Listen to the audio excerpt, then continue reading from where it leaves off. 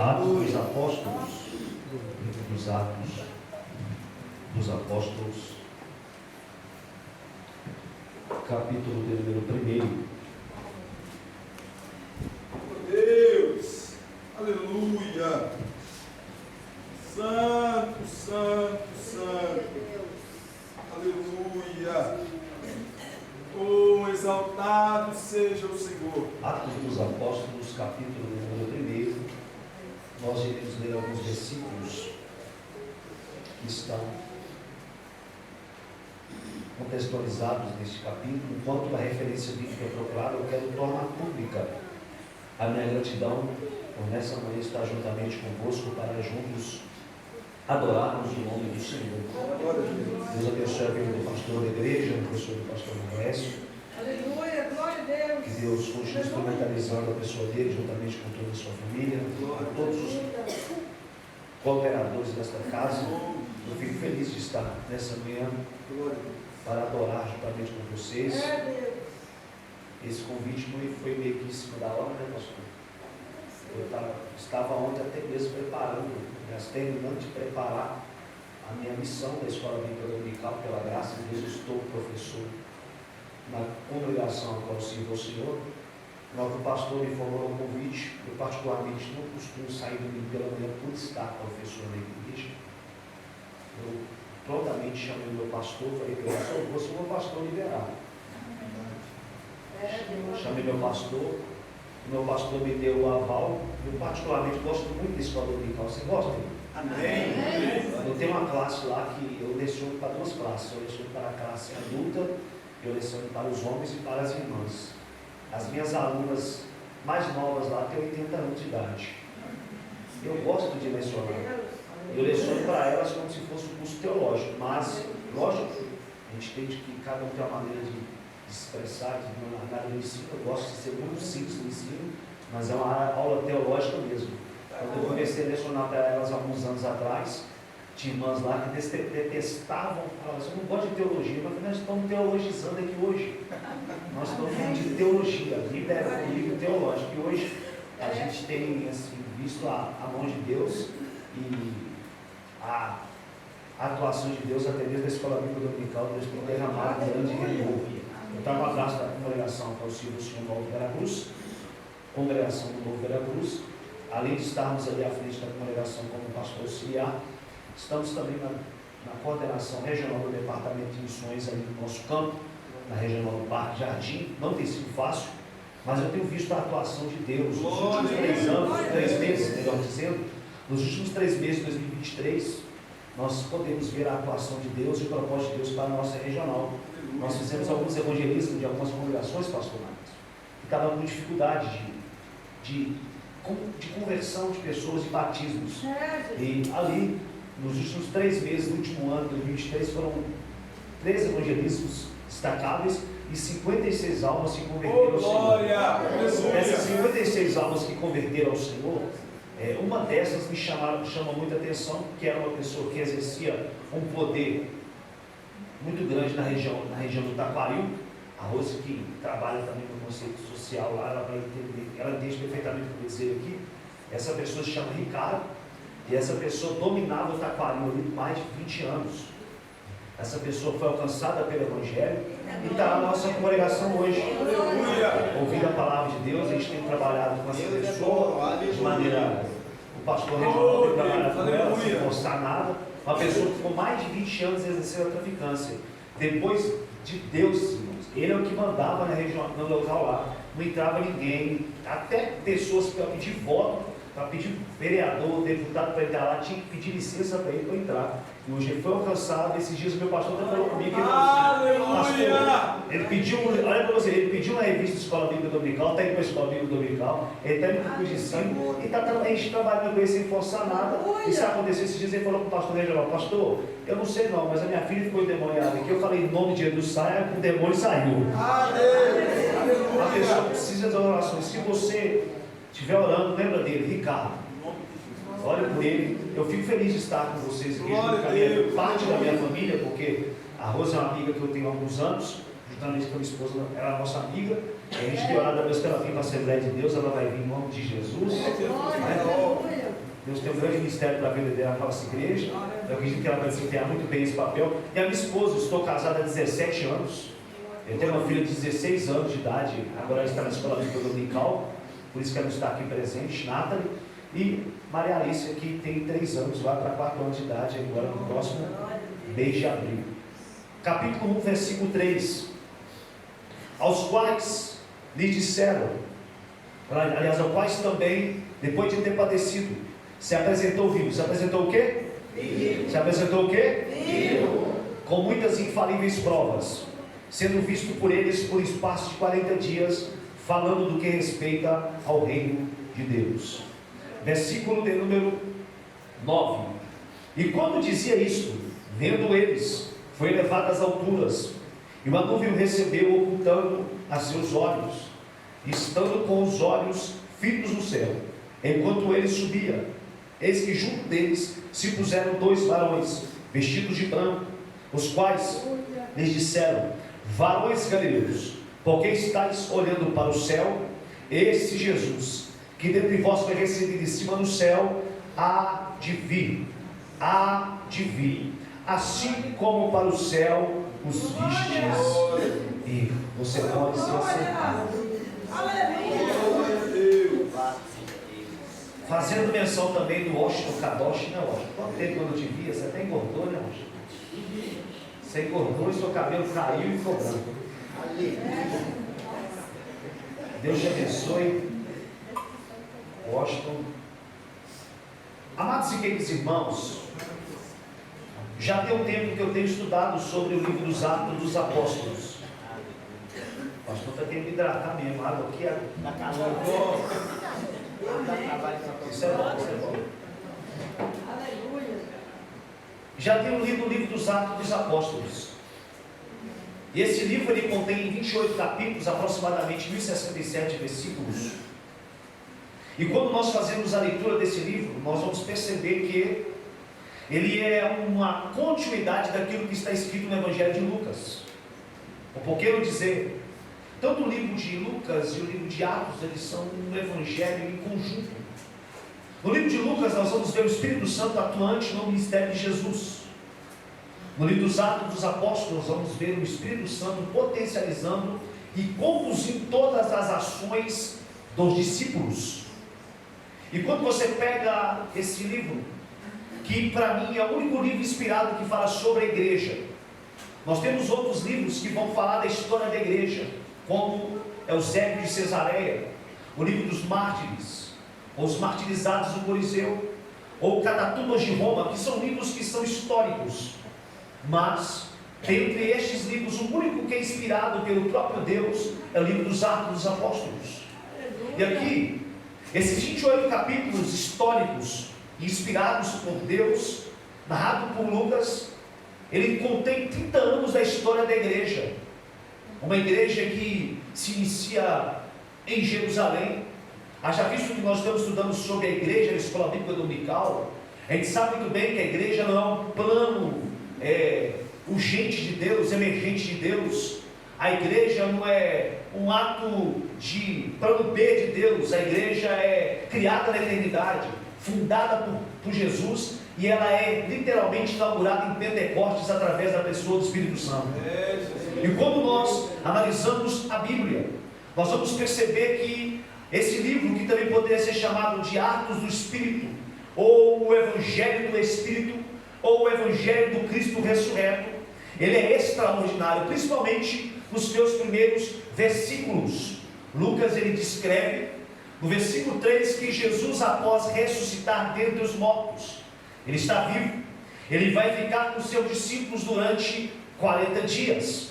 Já abaixo, no versículo de número 9 a seguir, Jesus é elevado às alturas, uma nuvem vai cobri-lo e vai receber, uma nuvem vai recebê-lo, ele é levado por uma nuvem, a nuvem recebe, a nuvem cobre, e 2 varões vão apresentar diante dos discípulos, dizendo: varões galileus, por que vocês estão olhando para o céu?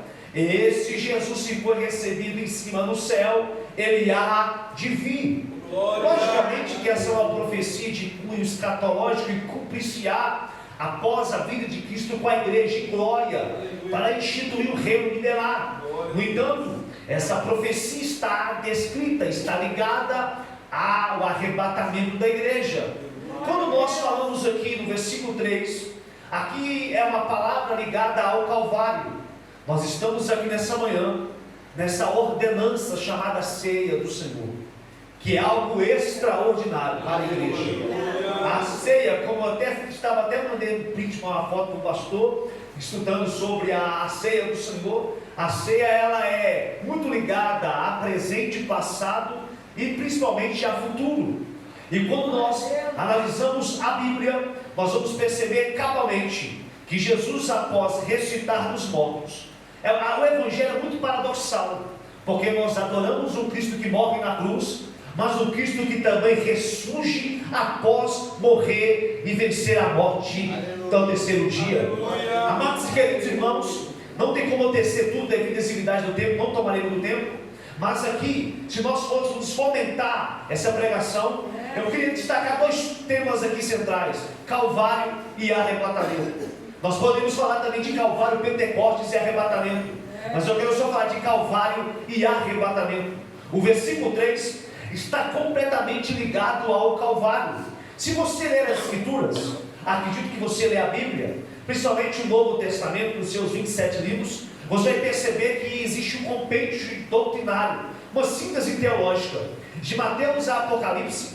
Você vai perceber que tem mensagens diretas ao Calvário, por que não dizer diretas ou indiretas? No Calvário, uma grande verdade, no Calvário Ele nos compra. E se você for analisar, no arrebatamento Ele nos levará de novo para casa. Nós estamos no mundo, mas nós não somos deste mundo. Biologicamente falando, sociologicamente falando, nós estamos no mundo, mas nós não somos deste mundo. Nós não somos seres humanos vivendo a vida espiritual, nós somos seres espirituais vivendo uma vida humana.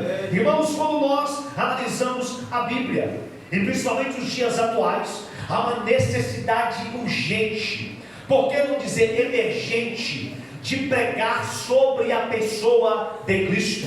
Os sermões hoje, na sua maioria, são sermões voltados ao campo do antropocentrismo. O antropocentrismo coloca o homem na centralidade cultica, mas o Evangelho não é pautado, não é centralizado na pessoa do homem. O Evangelho é centralizado na pessoa de Jesus Cristo. Irmãos, e quando nós analisamos a Bíblia, e principalmente a história, nós vamos perceber que há essa necessidade, não somente de pregar do Cristo que morreu na cruz, mas do Cristo que venceu a morte. Porque muitos pregam somente o Cristo da sexta-feira da paixão, mas nós não estamos aqui nessa manhã para celebrar somente o Cristo da sexta-feira, mas celebrar o Cristo que foi até a cruz, que deu um dado de estar consumado, que foi levado para o sepulcro, mas no terceiro dia Ele ressuscitou.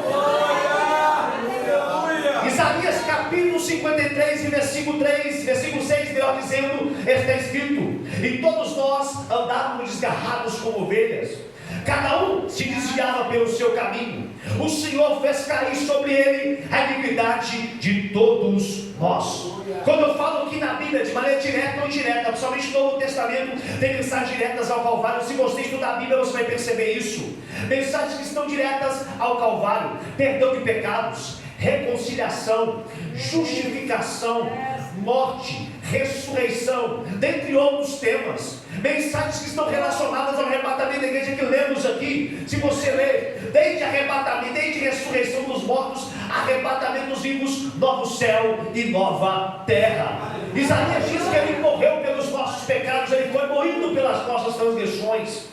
Paulo, quando escreve aos irmãos em Colossenses capítulo 2, versículo 14, Paulo, usando a linguagem jurídica da época, ele vai dizer que na cruz Jesus teve a cédula de dívida que era contra mim, que era contra você, que era toda contra a humanidade, e levou essa cédula de dívida e cravou na cruz do Calvário. Irmãos, contra mim, contra você tinha uma sentença intensa, tinha uma cédula de dívida impagável. Eu e você e eu, todos nós não tínhamos condições alguma de pagar essa dívida, mas Jesus veio e pagou a dívida pelos nossos pecados. E quando nós analisamos a Bíblia, a gente que é jovem gosta muito de cantar aquele louvor que o melhor de Deus está por vir. Um jovem me disse há um tempo atrás, no monte, a gente conversando sobre as escrituras, ele falou assim: irmão Wesley, o melhor de Deus está por vir. Eu falei: não, mas o melhor de Deus já veio. Por que o melhor de Deus já veio? Está na Bíblia, João capítulo 3 e versículo 16. Porque Deus amou o mundo, ali é pessoas, ali não é cosmos, ali não é plano terreno, ou mundo ambiente que os seres humanos habitam, terra. Ali também não é mundo sistêmico, ali é pessoas, porque Deus amou pessoas de tal maneira que deu seu Filho unigênito, para que todo aquele que nele crê não pereça, mas tenha a vida eterna. Irmãos, o amor de Deus é incalculável. Deus não morreu. Eu gosto da nossa igreja, estamos com 98 anos, mais de 100 anos no Brasil. Eu gosto da Igreja Evangélica Assembleia de Deus, mas ele não morreu pela placa denominacional da Assembleia de Deus, ele morreu por toda a humanidade. O mundo tem mais de 8 milhões de pessoas. No último ano, no mês de novembro, o mundo atingiu a margem de mais de 8 milhões de pessoas, e Jesus morreu por todas essas pessoas. Nós não estamos aqui porque somos bons, irmão. Nós não estamos aqui porque temos contato de meritocracia com Deus. Paulo quebra todo o paradigma dizendo, Efésios capítulo 2 e versículo 8, pela graça sois salvos, mediante a fé. Isto não vem de vós, é dom de Deus. A palavra dom ali no grego é dádiva. Dádiva é presente. O melhor presente que Deus deu à humanidade se chama Jesus Cristo de Nazaré. Ele é o maior presente dado à humanidade. O interessante é, se você for pegar as escrituras, e principalmente os evangelhos biográficos, Mateus, Marcos, Lucas e o evangelho de João, você percebe que em Jesus, principalmente Paulo quando escreve aos Gálatas, que na plenitude dos tempos se manifestou ele, ou seja, no tempo certo. Ele nasce através de um nascimento fora do comum, virginal. O interessante é que ele cresce como uma pessoa comum.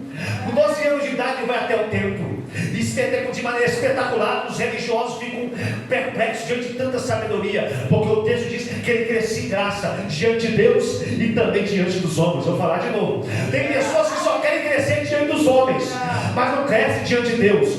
A gente tem um contexto hoje, pastor, de que as pessoas querem crescer diante dos homens, mas antes de crescer diante dos homens, a gente tem que crescer diante de Deus.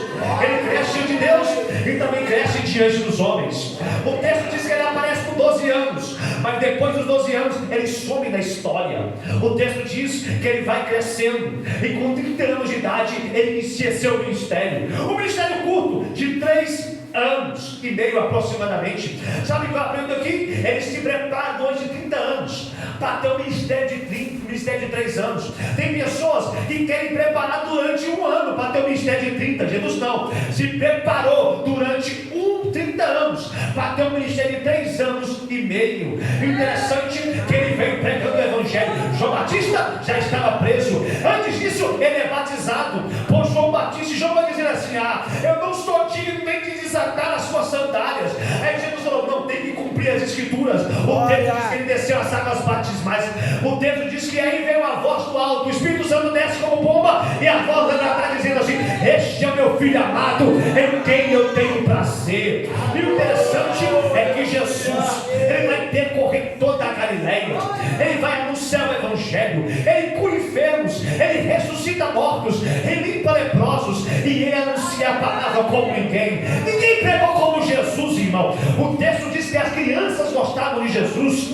O texto diz que as crianças gostavam da palavra dele. Jesus não tinha uma palavra chata. Jesus não era chato, irmão. Todo mundo gostava dele, desde rico a pobre, gostavam de ouvir Jesus. As multidões eram traídas por ele. O texto diz que teve um dia que ele estava no deserto, o pastor.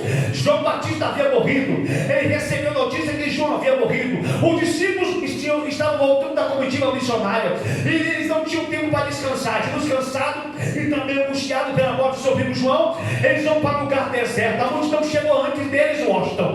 O texto diz que Jesus vai anunciar a palavra, ele vai curar os enfermos, e no tardado dia, um dos discípulos virou e falou assim: Senhor, o dia já está indo embora, o dia já está se declinando. Amém? Despede a multidão para que eles venham comer, Senhor. O texto diz que Jesus, como pastor, olhando aquelas pessoas que iam desfalecer pelo caminho, se fosse andando pelo deserto, Jesus vai dizer a eles: dai vocês algo para eles comerem. Aí alguém foi lá no meio da multidão e surgiu um rapaz que não era discípulo, mas tinha desejo de partilhar. Ele tinha 5 pães e tinha 2 peixinhos. Não é peixe grande não, irmão, é peixinhos.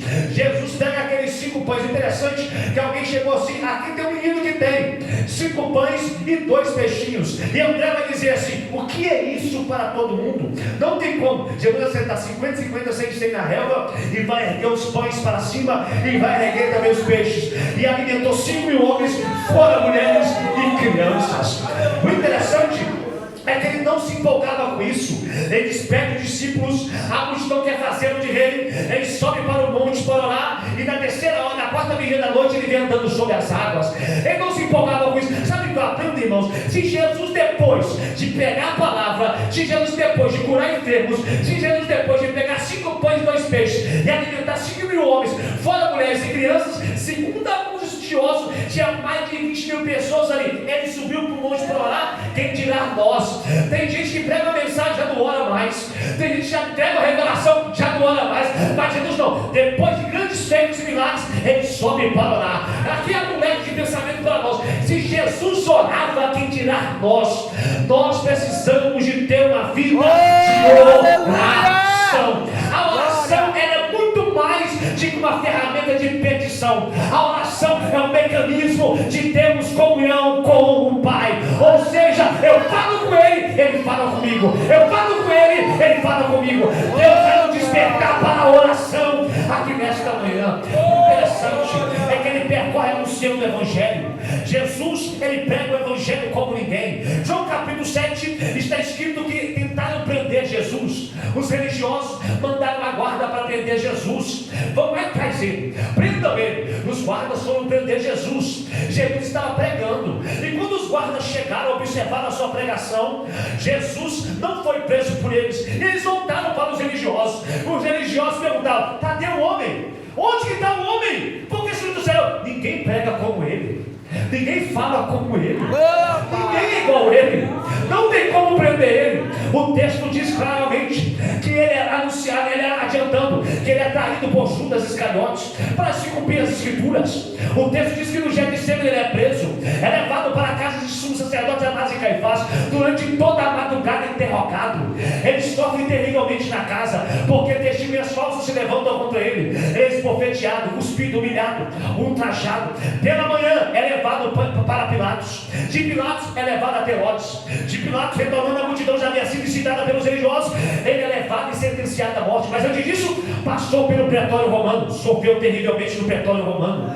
O texto diz que ele caminha pela via dolorosa, levando a parte horizontal do patíbulo, porque a parte vertical ficava no Gólgota. O texto diz que constrangido Simão se deu a levar a parte do patíbulo, porque Jesus estava cansado, ele estava esmagado pelas nossas transgressões. E sabe o que é mais interessante? Ele foi como ovelha muda ao matadouro. Ele não disse uma palavra sequer. É levado até a cruz, crucificado ao lado de 2 salteadores, uma à sua esquerda e outra à sua direita, que zombaram dele. E o texto diz claramente que por volta de certa hora da tarde, a multidão começou a dizer assim: desce da cruz, desce da cruz.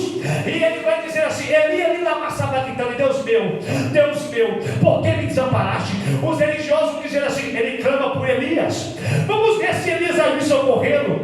O texto diz que desde 9 horas da manhã até 3 horas da tarde ele está na cruz. Os céus se enegreceram, o sol não deu o seu vigor. O texto diz cabalmente que na volta de 3 horas da tarde, Jesus deu um prazo que literalmente o diabo odeia. Jesus vai entregar ao Pai o seu Espírito, mas antes de entregar o seu Espírito ele vai dizer: está consumado.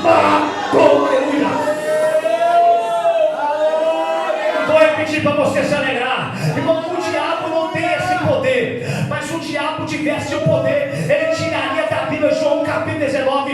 versículo 30, que diz: aproximando-se dele o vinagre, Jesus disse: está consumado. A palavra está consumado quer dizer tetelestai. Tetelestai quer dizer preço pago, passado, permanece pago, presente, para todos sempre pago, futuro. Eu vou repetir: nós estamos hoje no mês de março, dia 10 de março de 2024. Há 2024 anos atrás o preço foi pago. E sabe o que é interessante? Se nós chegarmos na segunda-feira, no dia 11 de março, o preço continua pago.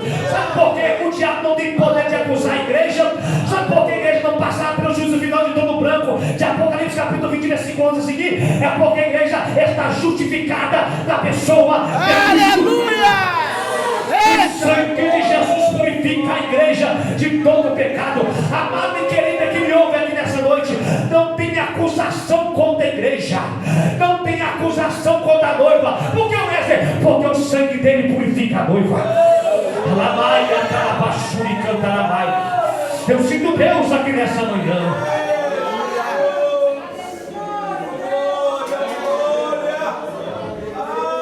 Ele é levado até o sepulcro. José de Arimateia e Nicodemos pegam o corpo dele, levam para o sepulcro novo, selaram a pedra, selaram a pedra, porque os soldados enviados por Pilatos, incitados pelos religiosos, foram até a pedra estava selada. Bota esse texto que diz em Mateus que a pedra estava selada.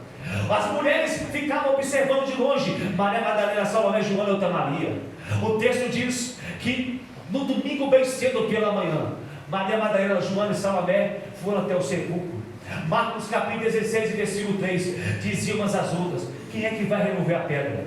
Quem é que vai tirar a pedra? E quando elas discutiam no caminho, a discussão aqui não era discussão de confusão, elas conversavam no caminho: quem vai remover? Quem vai tirar a pedra? O anjo havia descido. O texto diz que o aspecto dele é como de um relâmpago, as suas vestes eram vestes brancas como alva neve. Ele desce. O texto diz que houve um terremoto. Os soldados que haviam sido enviados por Pilatos estavam como mortos. O anjo vai dizer para as mulheres assim: mulheres, quem vocês estão buscando? Jesus? O que foi crucificado? Vede o lugar onde ele foi depositado. Ele não está aqui, ele já ressuscitou. Eu vim aqui dizer a você que nós estamos aqui nessa noite de celebração, não para glorificar o Cristo morto, mas para glorificar o Cristo que ressurgiu no terceiro dia. E outra coisa, a ceia é espetacular, sabe por quê? E já vou entregar o microfone para encerrar uma grande verdade: a ceia, ela é memória. Sabe por quê? Jesus vai dizer assim, antes de Paulo instituir a ceia, Jesus instituiu ela. Jesus vai dizer assim, Mateus capítulo 26 versículo 29, chega na sua casa e leia: eis que digo a vocês, que desse dia em diante eu não vou beber com vocês do fruto da vide aqui, mas eu vou beber de novo convosco lá no reino, lá no reino do meu Pai. Eu estou até adiantando aqui uma grande verdade. A Charles Spurgeon vai dizer que a cruz é o último argumento de Deus com os homens. Eu tenho para mim que a cruz é o altar que Deus entregou a sua melhor oferta. Irmãos, oferta não está em uma e colocado, seja na salva ou no gasofilácio, vai sobrepor a oferta que Deus deu na cruz em prol da humanidade. Agostinho vai dizer que a cruz é o púlpito que Deus pregou o amor. Amados e queridos irmãos, ele é levado às alturas, como a nuvem cobre. A maior profecia para mim com relacionada à igreja é do arrebatamento dela. Quem dera se o arrebatamento fosse hoje. Alguém pode me dizer assim, discussando comigo, mas tem muita gente para ser salva. Mas o arrebatamento pode ser a qualquer momento. 1 João capítulo 2 versículo 18, parteais está escrito: filhinhos, é já a última hora. Eu te pergunto uma coisa: se João disse que é a última hora, imagine se João estivesse aqui hoje, século 21, período pós-moderno, o mal tentando sobrepor o bem, o certo se tornando errado, o errado se tornando certo, valores sendo desconstruídos e descaracterizados, uma sociedade que caminha à beira de uma corrupção, um colapso social terrível. Se João tivesse aqui hoje, ele já iria dizer: filhinhos, não é a última hora, é os últimos segundos. O relógio escatológico de Deus vem do relógio escatológico dos homens. A trombeta pode soar a qualquer momento. E eu tenho uma palavra para você: somente a noiva vai ouvir o toque da trombeta. Meu Deus! Aleluia! E nós precisamos de ouvir mensagens assim hoje. Mensagens sobre a cruz. Glória a Deus. Aleluia. Mensagens empoderadas de poder, de graça do Espírito Santo. E mensagem do arrebatamento da igreja. Mensagem do arrebatamento da igreja não é da década de 70, não é da década de 80, não é do início dos anos 90, não, e dos anos 2000, não. Mensagem do arrebatamento da igreja também tem que ser pregada em 2024. Jesus vem. Jesus vem.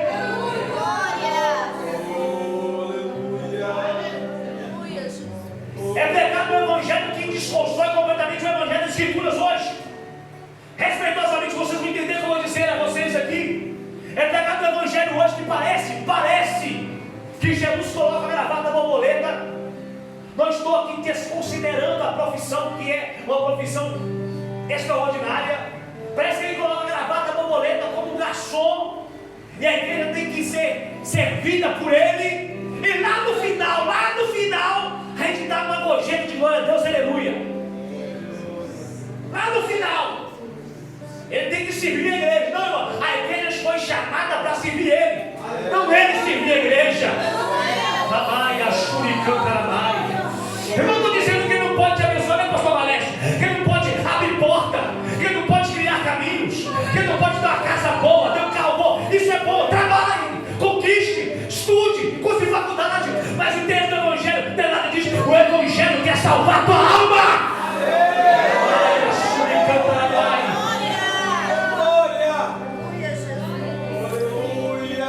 Um dia eu volto aqui para falar sobre arrebatamento. Eu gosto muito de escatologia.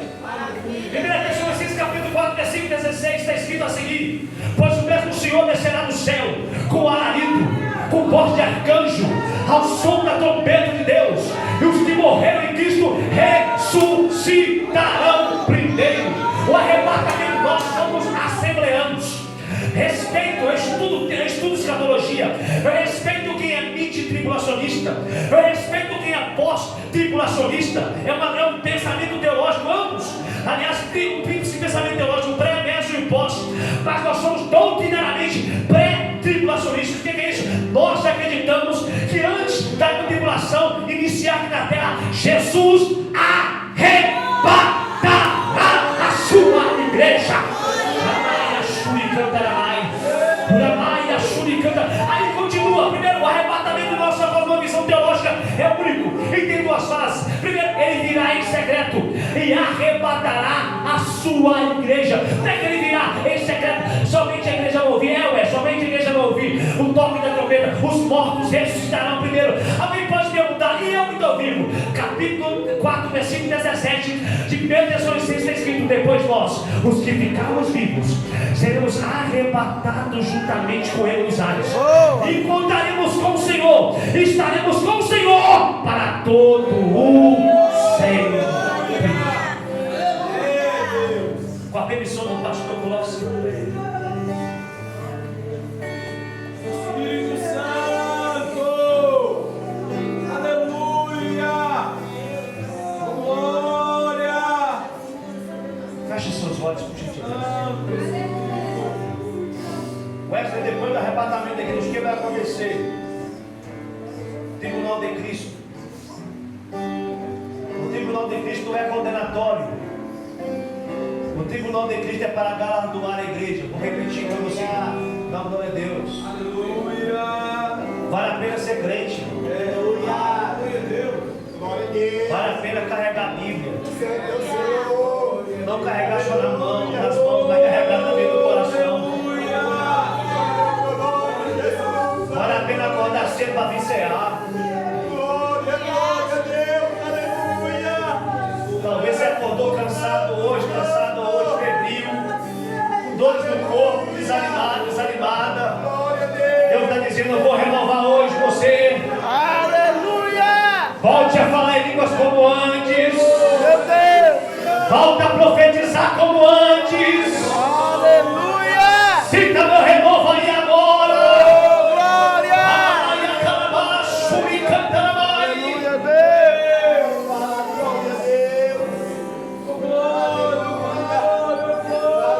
E sabe o que é mais interessante, pastor? A igreja é arrebatada. Depois leia Daniel capítulo 9, versículo 24 a seguir. As 70 semanas de Daniel aqui na terra, grande tribulação. E quando a igreja é arrebatada, o tribunal de Cristo para receber galardão, não é para ser julgada. A igreja não vai ser julgada como o mundo, vai ser julgada no tribunal do trono branco, Apocalipse capítulo 20, versículo 11 a seguir. O interessante é que depois do tribunal de Cristo tem festa para a igreja. Vou falar para quem gosta. O pastor vai fazer uma festa na casa dele, um churrasco. Vai convidar a igreja toda. Ninguém deu amém, glória a Deus, não, gente? Mas o churrasco tem data, tem dia e tem horário. Todo mundo encheu a barriga, vai fazer o quê? Pastor, muito bom, viu? Glória a Deus. Deus abençoe sua vida, vai embora. Lá no céu não. Vai ser diferente. Quem não gosta de festa não vai gostar do céu. Festa do céu vai durar 7 anos. Meu Deus. Alguém vai perguntar, nunca vou aumentar no meu corpo. Não, esse corpo que é mortal vai se revestir de mortalidade. Esse corpo que é corruptível vai se revestir de corruptibilidade. Glória a Deus, santo é o Senhor. Aleluia. E outra coisa, Aleluia. e um de nós que estamos aqui, o pastor está aqui alinhado, terno azul, gravata bonita aqui azul, gravata destacando em cima da camisa. Todo mundo aqui está alinhado, cheiroso. Eu vi uma notícia. Essa roupa que você tirou do seu guarda-roupa hoje, ela vai ficar também. Então gasta essa roupa hoje, tá? Economiza a roupa hoje não. Ah, porque eu tenho essa roupa aqui que eu uso ela só de vez em quando. Não economiza não. Porque essa trombeta suar, sua roupa fica. Sua roupa vai ficar. Está na Bíblia, Wesley? Tá? Só você dar glória a Deus. Eu estava lecionando curso de escatologia na igreja. Aí o irmão estava conversando, lembra? O diácono que até faleceu do Senhor da nossa igreja. Eu lecionando, falando, não, isso, vai ficar isso, vai ficar aquilo. Ele falou, você vai ficar tudo mesmo, vai ficar, irmão, vai ficar sua casa, vai ficar seu carro. E eu falei para ele assim, vai ficar até suas dívidas. Quem deu aleluia agora? Você tem dívida, não, irmão? Vai ficar até suas dívidas. Agora não me pergunta quem vai pagar, porque nós não estaremos aqui. Está na Bíblia, tá? Apocalipse capítulo 19, não quem vai pagar suas contas, mas você vai vestir roupa nova.